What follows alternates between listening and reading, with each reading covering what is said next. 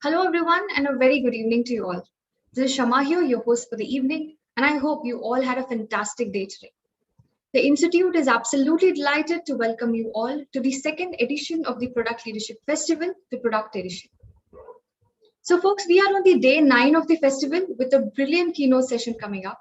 And thankful to all of you who shared their positive feedback for the sessions held so far by our distinguished and eminent speakers. We are nearing the end of the edition with tomorrow, 22nd, being the final date. We have our open conference speakers with great topics geared up to share their insights with you all, followed by a panel discussion with remarkable and successful women in product leadership roles. So once again, thank you all for joining us and a very warm welcome to you all. The Product Leadership Festival is organized by the Institute of Product Leadership. And as you can see on the slide, we have the data and design editions in the upcoming months. And you have a chance to register for it right now and win exciting prizes as we progress with each edition. Please follow the LinkedIn page as in the chat window to keep yourself updated and be a part of the running contest.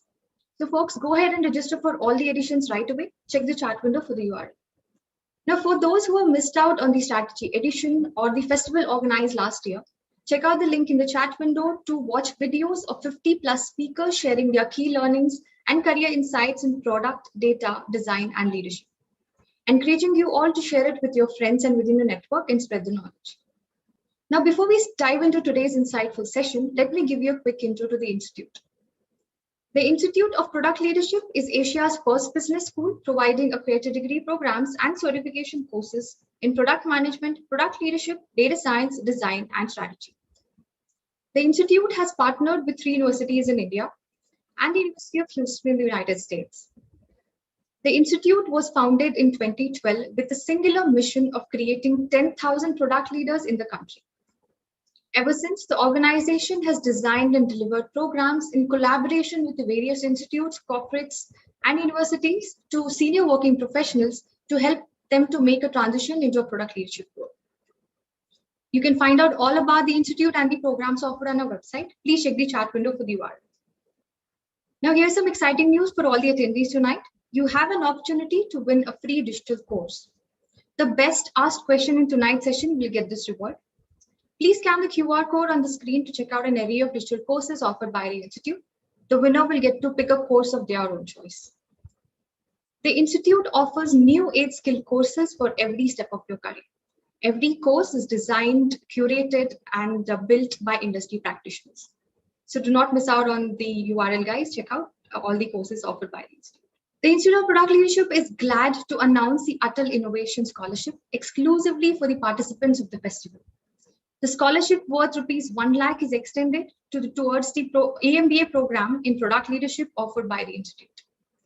This is a limited paid scholarship, folks, so I encourage you all to scan the QR code right now to talk to a program counselor and get more details in the next steps. So once our speaker for tonight presents his insights, we'll open up for questions. Please keep your questions ready. You can ask your questions in the Zoom Q&A window.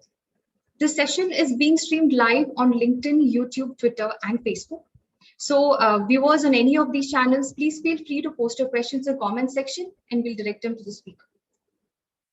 Do not miss out on this opportunity, folks. Engage with our speaker with some really good, intriguing questions and get a chance to win the digital course. So as I mentioned, the final day tomorrow, on the 22nd of May, we have organized an open conference day. Open Conference is a platform for you all to be a speaker and share your knowledge and insights with the world.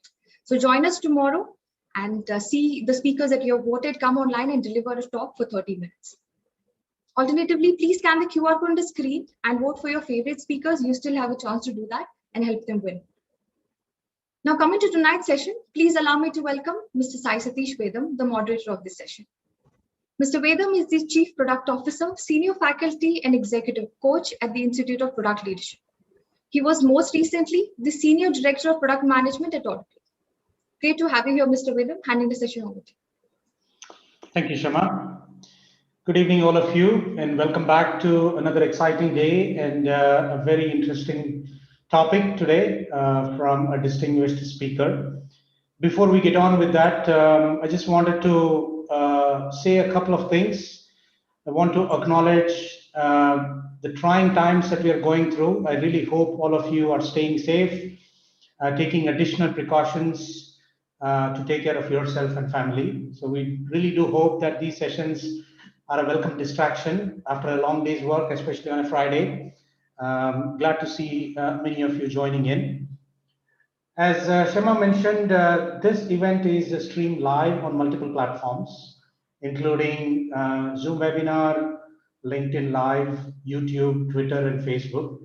Those of you who are joining us on Zoom webinar, please ask your questions. Keep it, let's keep it interactive. Ask as many questions as you can in the Q&A box, not on the chat box.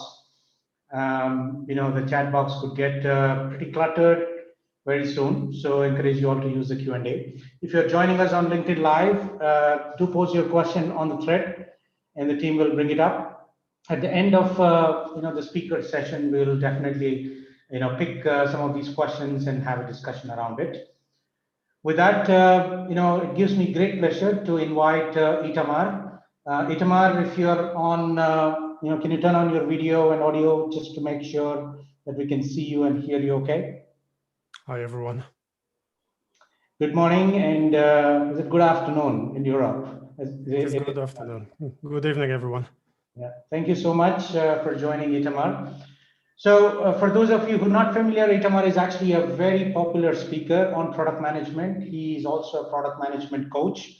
He's an author of a couple of books. He comes with 20 plus years of experience, started his career journey as a software engineer, but quickly moved on into product management roles. He was a product manager at Google, and where he was head of growth for Gmail. He also was a product manager in the YouTube team. Prior to that, he was a product manager at Microsoft. Itamar at present currently helps companies build high impact products using modern product management principles and tools, which some of you may be familiar, but he comes with his interesting frameworks and models, which we hope he's going to share at least one of them here. Thank you for joining, Itamar. Before I hand it over to you, we'll do a quick, 3 poll questions to understand our audience here, where they're coming from, what their background is. So if you can launch the first poll, and folks who are joining, strongly encourage you to tell us, what you think of these. The first one is, I carry out the following product planning activities as part of my typical day at work. Again, this helps us understand where you're spending most of your time, whether it is in product planning or engineering or prioritization, roadmaps, design, and Itamar can probably use that insight and information to focus or put less emphasis on certain things. I hope you're able to see the results as they vote, Itamar. Yeah. Super. So it looks like about 60% of them are spending most of the time in defining requirements, and of course followed by naturally the prioritization, which is bread and butter of most of the product management roles. Okay, cool, thank you. Let's bring up the next one. Not this one, the second one. Okay.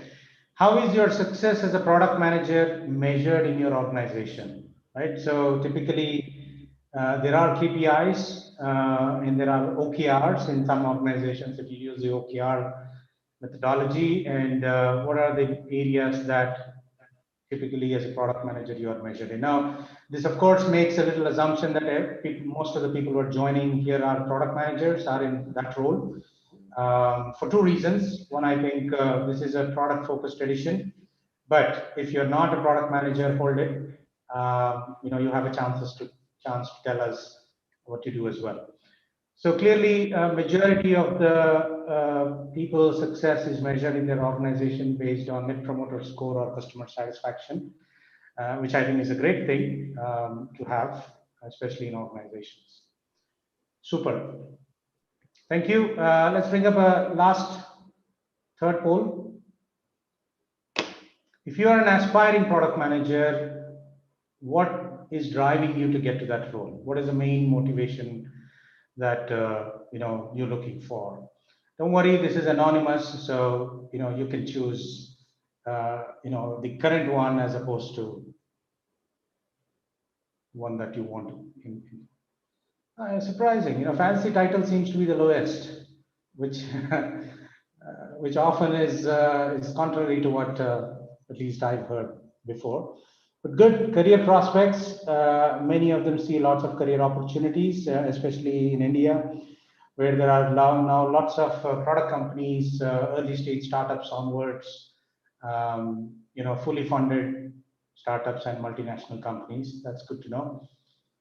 Okay, so that is a good, understanding, I believe, of our audience here today, Itamar. And please take it away. And very exciting topics. I'm actually quite keen to know how to use the confidence meter and evidence, of course, to make product decisions. Go ahead, and I'll come back after your talk to take the questions with you. You're on mute.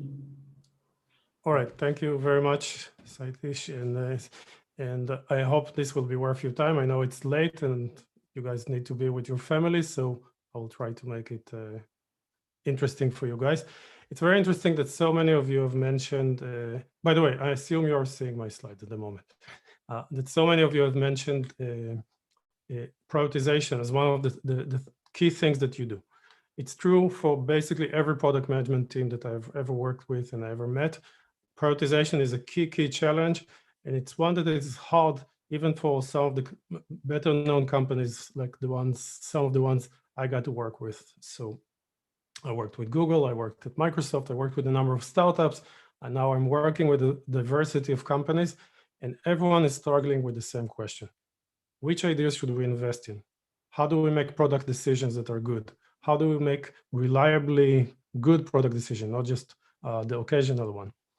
So the challenge is universal, and I have to tell you, in my all 25 years of experience, I only found one solution, one approach that actually works, and that is evidence. So in this talk, I'm going to explain to you a system that is based on evidence and try to help you maybe implement it in your own organization. Let's see if you like it. So we will use a fictional example. Imagine that you're a product manager in a company that helps small businesses communicate with their customers. So you kind of facilitate the normal day-to-day conversations between the business and the customer. And you have some sort of retention problem. The customers are not staying, they are churning. And you realize you need to do something to deliver more value to your customers. So you're looking for these big, chunky features that will help do that. And there are two on the table. One is the dashboard. So this actually came up in, let's do the poll just in a minute. So the dashboard came up in some discussions with some customers. It is basically showing them statistics and trends on what's happening right now in the communication with their customers. Are there any trends? Are there any specific customers that require specific attention, etc.? You brought this idea back to your company and no one is super excited. So basically there are a lot of people that are kind of like, this is for power users. Most of our customers are mom and pop shops. They will not use this. They don't have the traffic.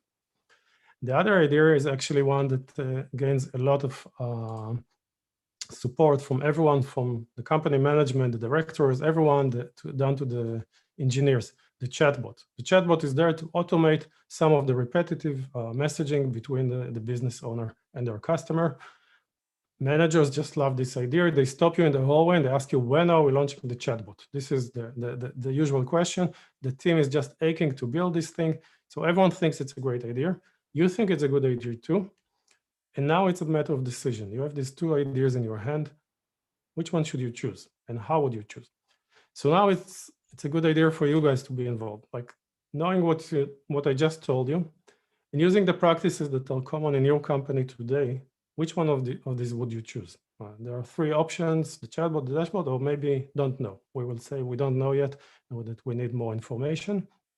So please show the poll right now, and let's see what you guys would choose in this situation in your current company.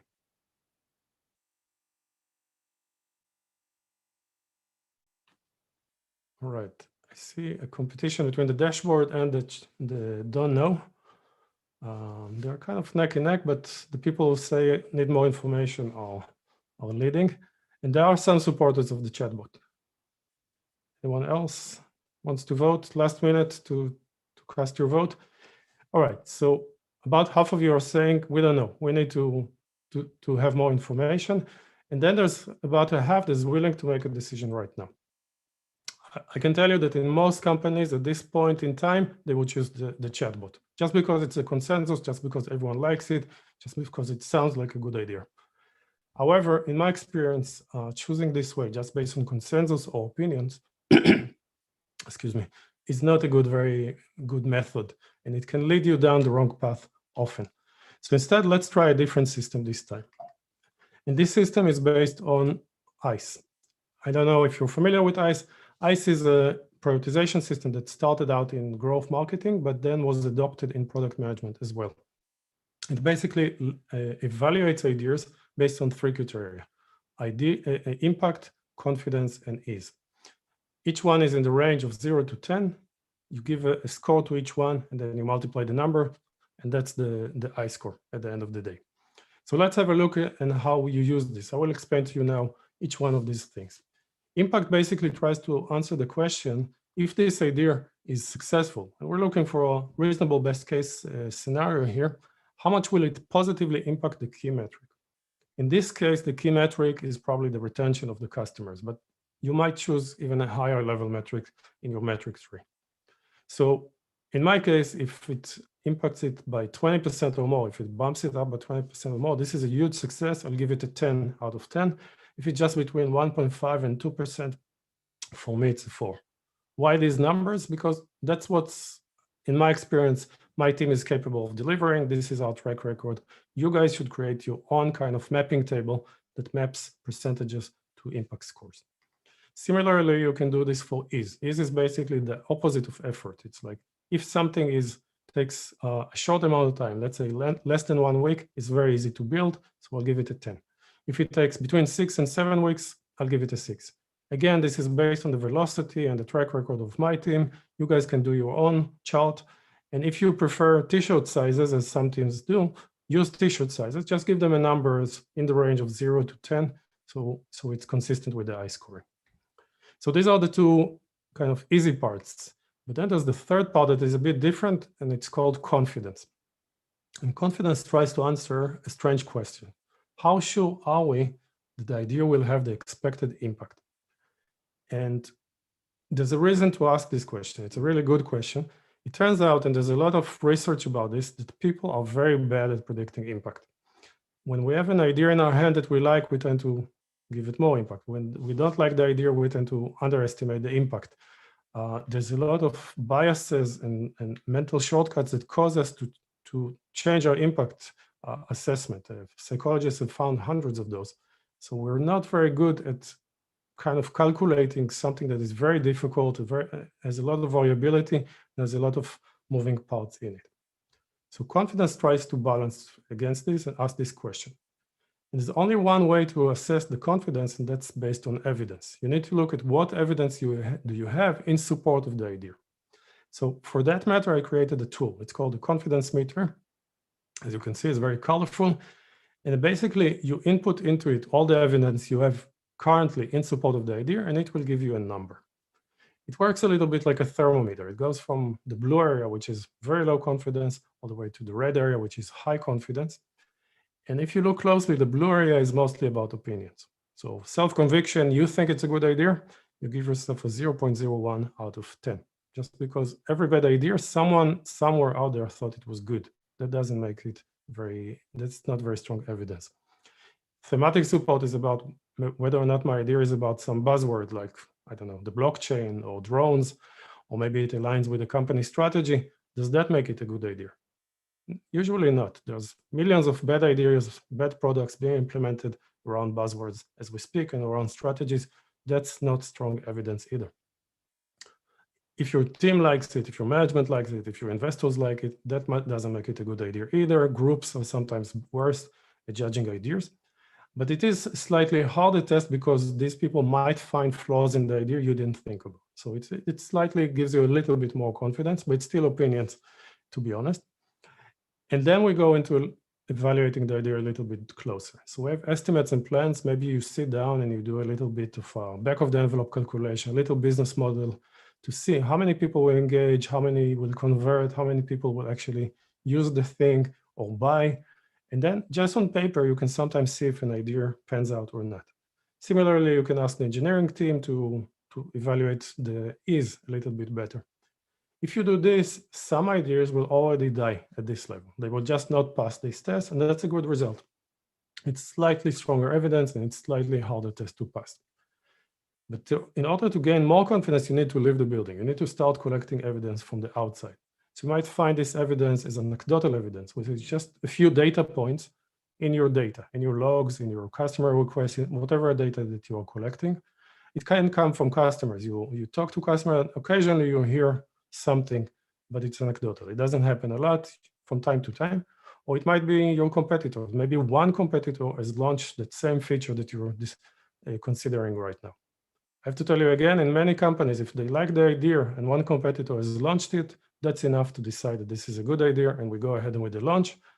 It's absolutely a terrible way to choose because the competitors don't have a crystal ball either. They don't know anything that you don't know necessarily. Then it's not sure that they actually launched a good idea. In order to go even further, you should look for market data, which you get from surveys, from doing deep competitive analysis, from doing fake door and smoke tests. You go out and you collect more data that comes from the customers. But really the medium and high confidence comes from testing the ideas with customer, building versions of the ideas, initially just very limited versions, but then much more evolved versions, and putting them in front of customers and putting the idea into these harder and harder tests. If the idea succeeds in this test, you should have higher confidence. But really full confidence comes only from one thing, and that's launching the idea and monitoring it. And then you can really know for sure that you had a good idea. So with that in mind, let's see how this all works together. By the way, this whole thing that I just showed you is available as a tool. It's a tool that you can go and download. I put the URL right here. And you can download it as free spreadsheet. You can choose Google Sheets or you can choose Excel. It basically will help you calculate exactly what I showed you. So what you do is you basically go and you ask yourself, do I have self-conviction? Do I feel it's a good idea? If it's a yes, put a 1 here in this column. If it's a no, just leave it open. Others' opinion. Does my team think it's a good idea? Does my manager think it's a good idea? Put 1 here. Or maybe if it's multiple different groups, you can put more than 1. And sometimes if you go and the evidence is not super conclusive, it's positive, but there's some question marks, you can put a 0.5. As you can see, there's a maximum level of confidence that each category can give, and that the tool will limit. So even if you find 1,000 different people who tell you by opinion alone that it's a good idea, you will never get to full confidence just based on this type of evidence. All right, enough preludes. Let's go back to our story. So the very first step we do now is assessment. We just basically sit in a room. Maybe it's the product manager just sitting on his own or on her own in a room with a piece of paper or a spreadsheet and trying to assess the impact confidence is of these two ideas. So for the dashboard, we think it will be impactful, but only for a subset of the users. It's an important subset, the power users. So we give it a 4. It's not very high impact, but it's not very low.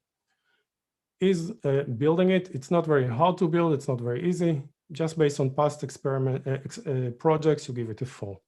The chatbot, on the other hand, very high impact. You expect it to be a game changer, you give it an 8, but not an easy project to build. Absolutely, you need machine learning, you need other things that may take time and effort, so you just give it a 2. Now, obviously, all of these are guesses, and I just told you that we're very bad at guesses. So why am I doing this? Well, now we have the confidence to kind of counterbalance this. And let's see how we calculate the confidence in this case. So what do we have going for the dashboard? So the dashboard, you think it's a good idea. So you give yourself a 1 up here in self-conviction, which isn't contributing that much. But you also have anecdotal evidence. You spoke to some customers and they told you that they're interested in something like the dashboard. So that's actually, you can see it here, 1 to 3 interested customers. That's a form of anecdotal evidence. And altogether, you get a score of 0.61, which you can just plug inside the spreadsheet, and it will calculate the score for you. So in this case, 9.8. Let's do the same for the chatbot. So for the chatbot, you have self-conviction, you have thematic support, because the industry thinks that chatbots, or at least used to think a few years ago, the chatbots are really a huge big deal. Facebook invested a lot in them, and other companies. And you have others' opinions. So you have your team, you have your managers, you could have given yourself even more than one here. So you put in 111 and you get a score which is just 0.16, which is much lower than the score you got from for the dashboard. And there's a reason for this. The score for the dashboard, the confidence comes partly from the word of the customer, and that's always stronger than your own opinion. So you can see how the tool is kind of rewarding outside information and slightly penalizing just opinions. So right now the scores are 9.8 and 2.6. What does that mean? So if we did nothing more and we had to pick one, the tool suggests, knowing what we know now, you should pick the dashboard, just based on the available evidence. However, the scores for the confidence are very, very low. So one of them is in the very low category and another is in the low. And I intentionally put these names and these tags next to the numbers so people will know how much they should trust this number. So what does that mean? It means that we don't have enough information to say for sure that we want to build one of these ideas or the other. You may ask, what's the point of the exercise then? The point is that once you do your initial ICE analysis, once you start looking for evidence, your thinking becomes a little bit less emotional, you're a bit more objective, and sometimes that's enough for you to realize that an idea is not as strong as you might have thought. That's enough to park it. But this sort of analysis is not enough to say, let's go ahead and build the whole thing and launch it. So we need to move forward. So let's go to step 2. In step 2, you call in your engineering lead, your designer, and you explain the idea to them and say, let's go and evaluate it a little bit. Maybe you guys brainstorm it around it for a little bit. Then you come back and you yourself sit down and you do a little bit of kind of a small business model. You ask yourself, how many business owners will discover this feature? How many will actually find it useful? How many will retain because of that? And you try to really put small guesses for each one of these parts of the model. And just based on that, you come to the conclusion that it's a 3, not a 4, as you estimated before. So you downgrade the impact a little bit. On the other hand, the dev lead comes back with good news. We think we can build the chatbot quicker than you thought. So let's give it a 3 instead of a 2. Great. Both of these ideas right now got a boost in confidence because you actually did this, estimates and plans. So you can see here, there's different forms of estimation, and you actually did a couple of them. So you get a 1 here. So how do the numbers look right now? So basically we have a confidence boost for both, and the numbers are now 10.9 versus 11. So they're neck and neck. And don't trust this digital point or it doesn't matter. It's not very scientific. It's not very accurate. It basically says we just don't know how to differentiate these two ideas. One is high impact, but potentially, but more effort, and the other is medium and medium, and we have that level of confidence for both. So what do you do? So I would suggest that in this stage you keep going to the next level, because this stage didn't eliminate any of the ideas. They still look good, and you're willing to go forward with both. So the next step is a survey. So you send out a survey to a few hundred of your existing customers. And in it, you ask the question, which of the following features will most help you in your work? Pick one. And of course, you don't say chatbot or dashboard, you explain the key benefit. So instead of saying dashboard, you say seeing statistics and trend of how my clients engage with the service. And instead of chatbot, you say a service that will automatically and intelligently respond to clients' common questions and requests. And usually these surveys, the results come back very fast. What you find is that the chatbot is actually the big winner here, by far the number one. The dashboard came as number 3, but a close number 3. It's very close to number 2, so a strong number 3. What does that mean? So going back to our chart, for sure, we now can boost the confidence for the dashboard because we just got market data through a survey formal customers that are saying we're interested in this idea, at least at the concept level. So we can put a 1 here in market data. You can see surveys are here. And absolutely, it gets a boost. However, for the dashboard, the results were not conclusive. It got a boost. It was a strong number 3, but it wasn't the number 1. It wasn't even the number 2. So we give it, in this case, just a 0.5.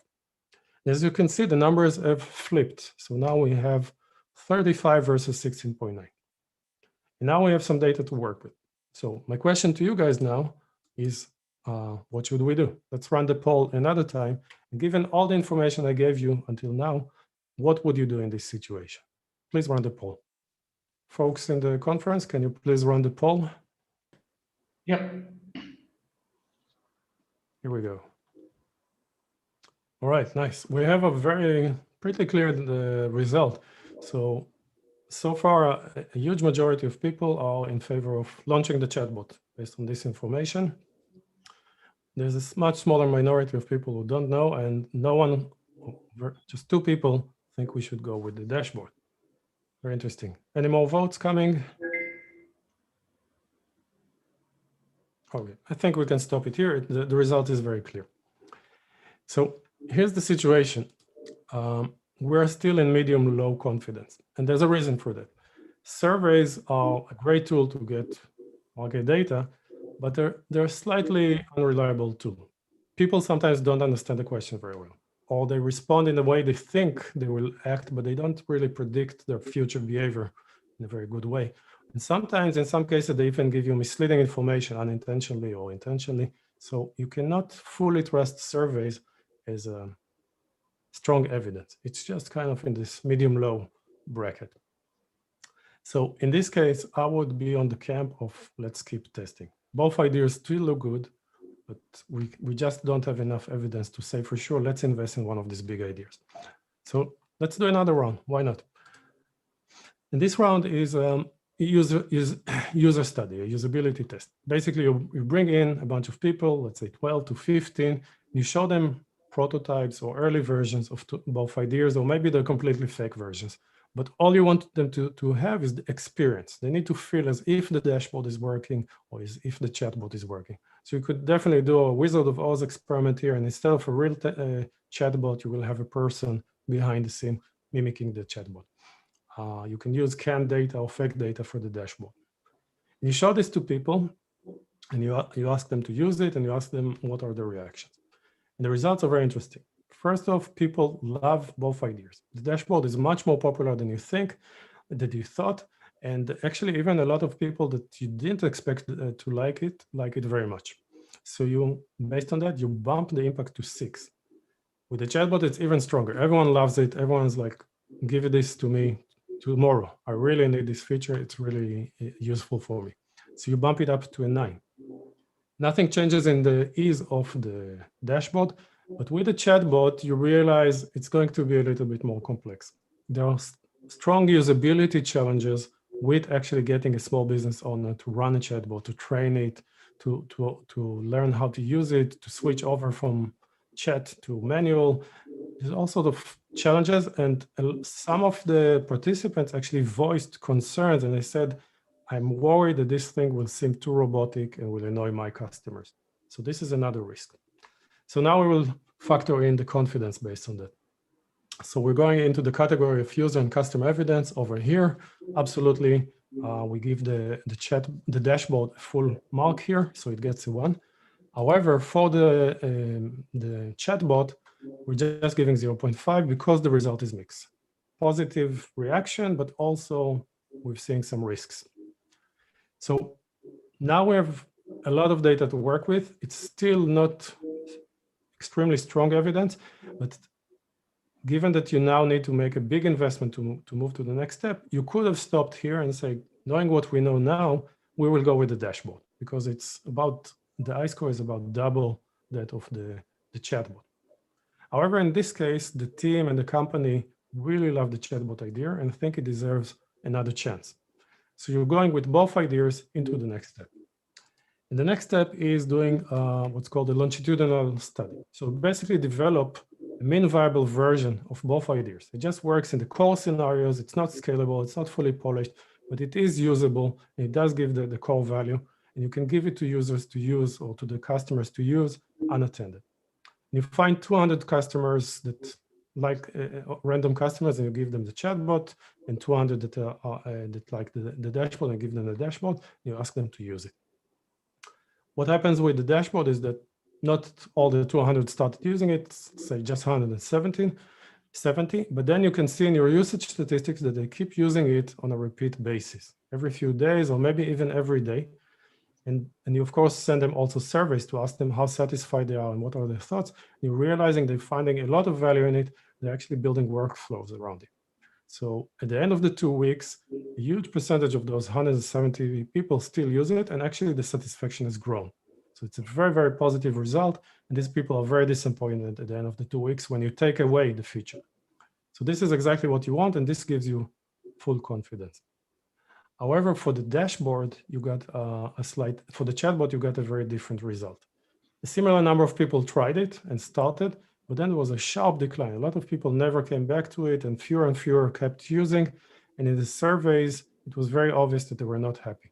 The chatbot did not perform the way they expected. It was annoying for their customers that obviously come to a small business expecting to get a personal treatment. So, and at the end of the day, it made them work harder rather than less. So the chatbot actually failed this test. What does that mean for us? So in Impact, you can boost now the dashboard to an 8. It's a really good feature. And you can lower now the ease because you actually build a part of it, the core part. So now completing it into launch will be much cheaper. On the other hand, the chatbot, you lower the impact to 0.5. It's clear that this is going to work only for a small percentage of your users, and the impact on the retention is going to be minimal. And also the ease is one. It's clear that even if you wanted to build this, it would require a large project that will take lots of time and has a lot of risk in it. And for both of these ideas, you get confidence from test results, which means that you are now can boost your confidence level to a high level of confidence. So you can say these statements about the impact and the ease with a lot of confidence. At this point, the choice is very clear. It's pretty obvious who we need to, which of these features we need to choose. And I think even the most hard-headed manager or board member will not argue with this evidence. I want to illustrate a few points that came up in this story. First, we looked at just 2 ideas, but obviously in the real world, we're looking at many more ideas. And there are statistics to show that most ideas will be like the chatbot, which is this red line here. It looks good, but eventually it turns out to be not so good. And most of these bad ideas, which account for anything between 85 and 65% of your ideas based on different research. So the average in the industry is that 1 in 7 ideas is good. And in really advanced companies that invest a lot in research, like Netflix, for example, it's up to 1 in 3. So all these other ideas are bad. But this test or this method will detect the bad ideas earlier. You will not have to go through the 5 steps. You will not have to go through these steps necessarily. You will not have to build anything necessarily to detect that they're not so good. On the other hand, it will surface the good ideas, or will surface what version of the good ideas. It will allow you to iterate on them in order to improve them. And that's exactly what you want to find. Those nuggets of gold, those rare ideas that are good, you want to find them. Another point to note is that early on, we had low confidence in both ideas, and that's normal. That's how most ideas start out, and that's normal because we run through many ideas, and eventually we pick up also the low confidence ones. Don't worry if you don't have a lot of confidence in a good idea. But at that stage, when we have low confidence, we're willing to invest just a little. So initially, we just did guesstimates, which is, 30 seconds per idea, and then assessment, which is maybe half an hour, then a survey, which is a little bit more work, but not too much. And only once we got enough confidence, we were willing to invest in a user study and in this longitudinal study. That's a key principle in modern product development. The investment must follow confidence. The confidence comes from evidence. It's a huge, huge mistake to go into the big investment, to launch this big project based on opinions or based on anecdotal evidence, or even based on a survey. And it's a very common phenomenon in the industry. It's enough that enough smart people in a room, smart managers in a room, decide that this is a good idea, and there we go. We go ahead and launch it. So with this system, I think we can mitigate also some of these hippo phenomena of ideas just coming top down as a done deal. We must launch this thing. Lastly, everyone is aware that they need to do build, measure, learn, but I realize that a lot of companies are struggling with the learning part. They can build, they can measure, but when it comes to learn, the learning is not very rigorous. We look at the data, we ask ourselves, what does it mean? Feels good. Usually we go with our intuition. If we like the idea, the data supports it. If not, it doesn't. I suggest start using ICE. Start rescoring your ICE, your ideas every time you get a new piece of evidence. And that will enforce much more stringent learning and will actually bring you to this world of learning using evidence.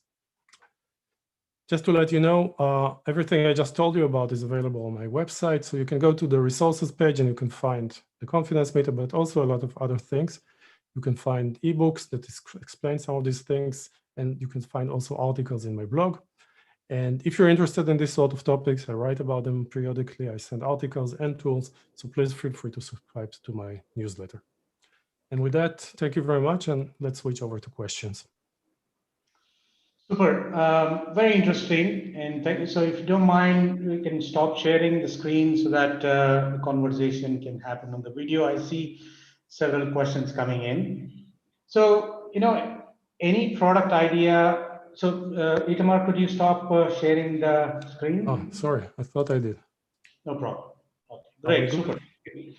So I think what you've just illustrated is either it's a completely new product, a product idea, or capabilities or features within the products are inherently carry three types of risks, right? We talk about customer risks, product risks, and market risks. And what you have shown very specifically using this tool and a framework is to de-risk in multiple stages, right?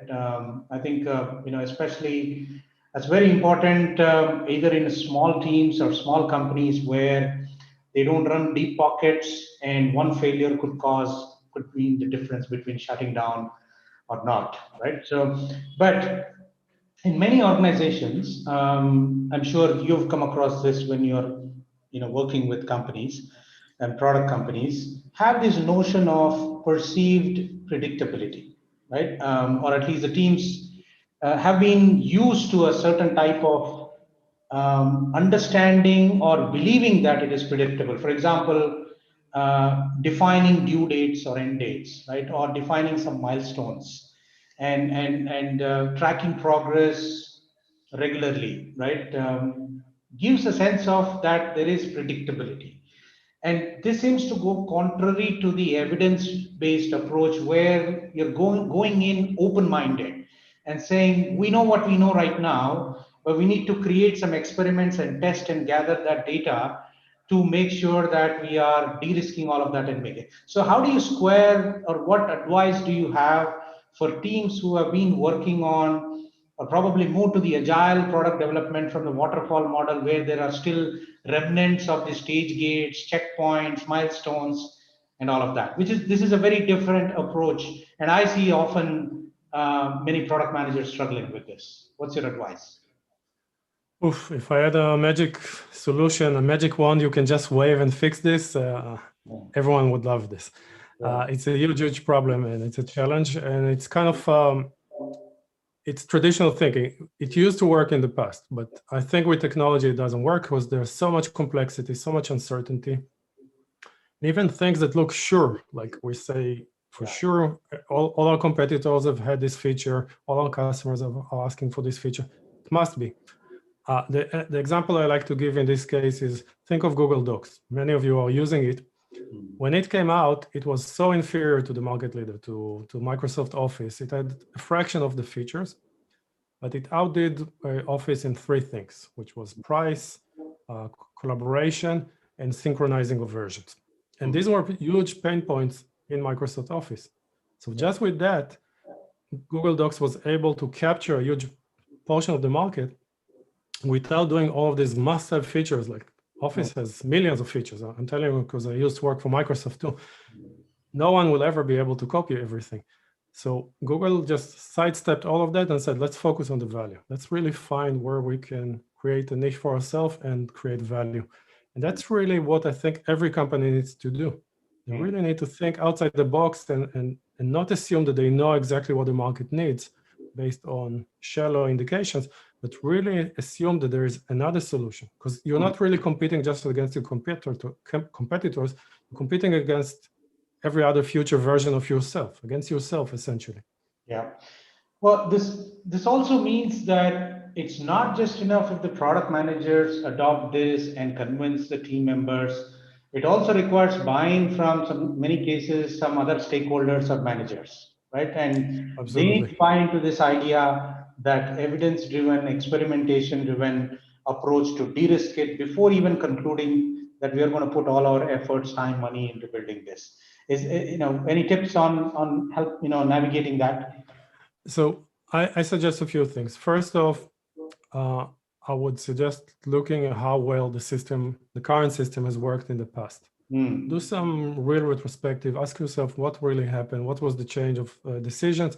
Sometimes it's a sensitive political thing, but try to collect data without putting anyone on the spot to show that there is a major breakage right now. That actually we're not utilizing our capacity, our talent the way we should. The second thing, I really am a strong believer in goals. Try to push the goals to be not about let's launch this or the other or whatever.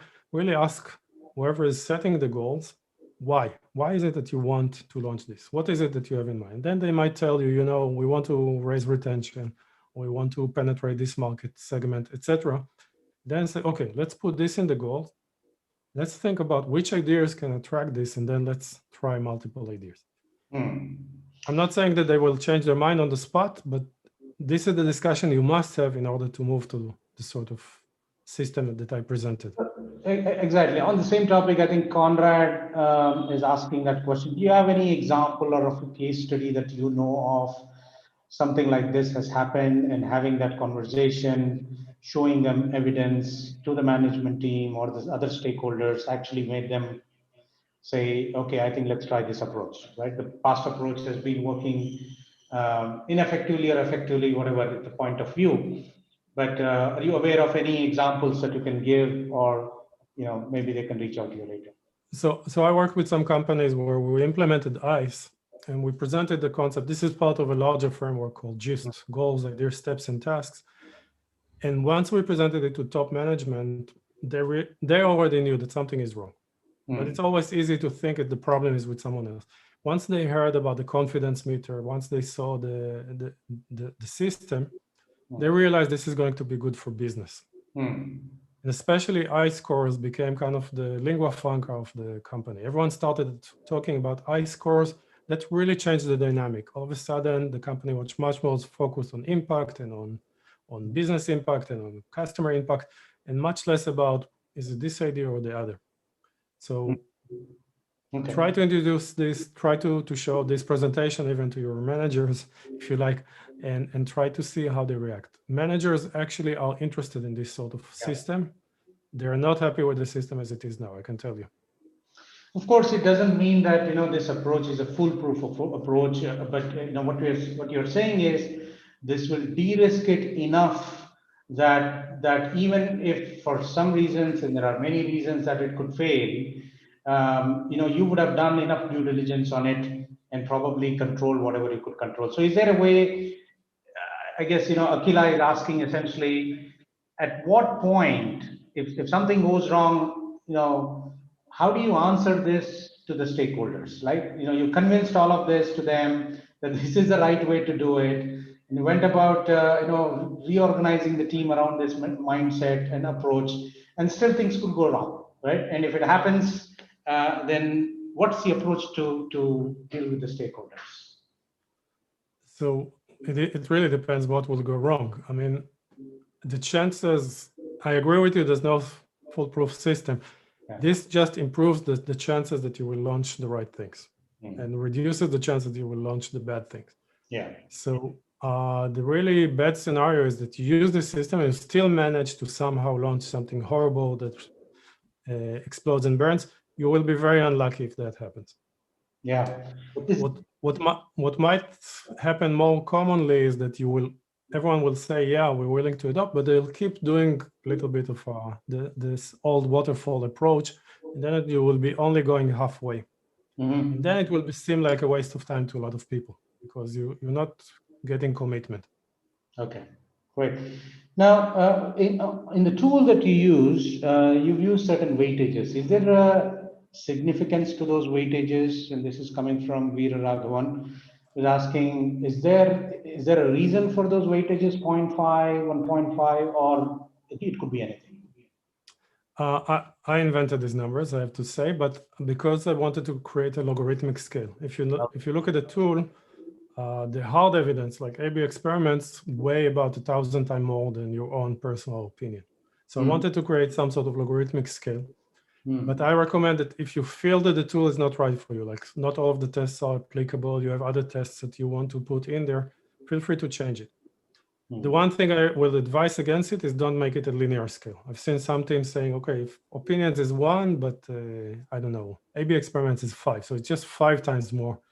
Try to keep it logarithmic. Right. Okay. So the main reason for that is it will give you a logarithmic view of the scores, and then it's probably easier to make that decision.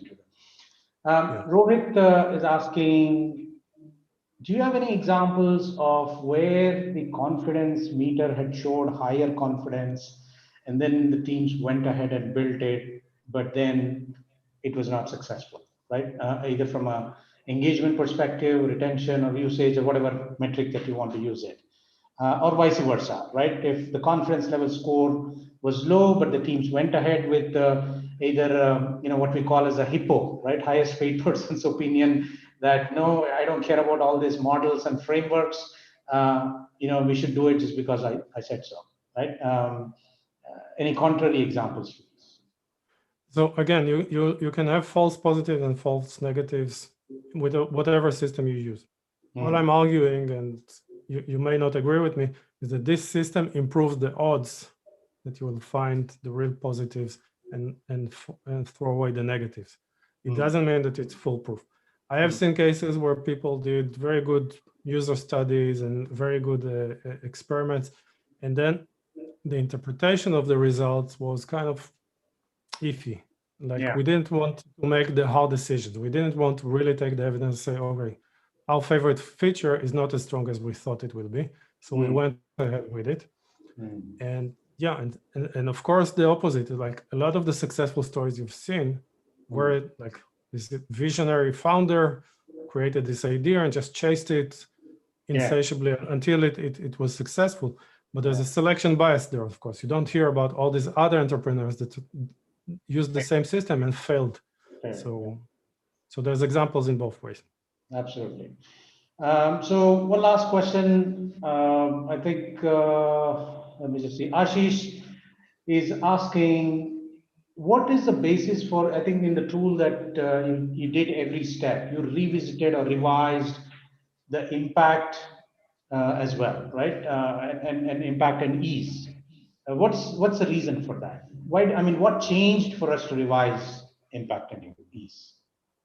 So this is just a reality of product development. The more you go into it, the more you test with users, or the more you collect evidence, your understanding of the product, of the feature, of the market, and the needs improves. That's why your confidence goes up, essentially. And that usually entails that you realize that an idea is stronger or less strong than before. And that also entails that you understand what it will really take to build this thing. And it's usually more than we thought initially. So usually the ease goes down, or the effort goes up as we go into a project. So it's just a reflection of the normal reality. All I'm trying to do to ask you guys is to try and formalize it. Every time you have new evidence, try to ask these questions again and see and revisit your numbers.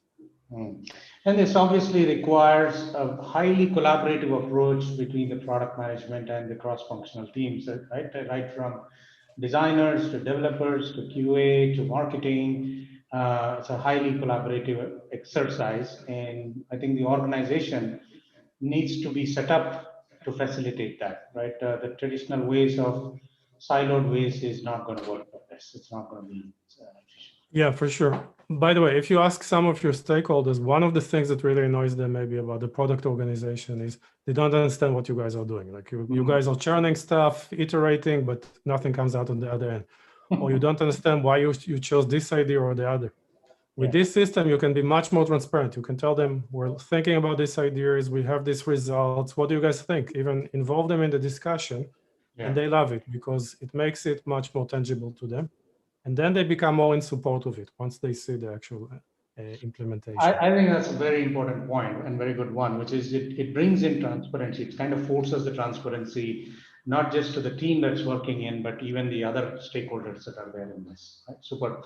So with that, thank you so much for those amazing insights and very interesting framework. So just let you go in 1 minute, Itamar, just hold on for a second for a couple of announcements. Well, congratulations, Conrad, for asking that great question. And the team will reach out to you and get you an access to a free digital learning course in that. Now, there are a couple of small things. One of the main reasons why this Product Leadership Festival is hosted every year and multiple editions is to build and nurture a product community in this country. So there is a thriving community already built, lots of product professionals in it. So go ahead and join this community, scan the code, QR code in front of you, or community.productleadersforum.org.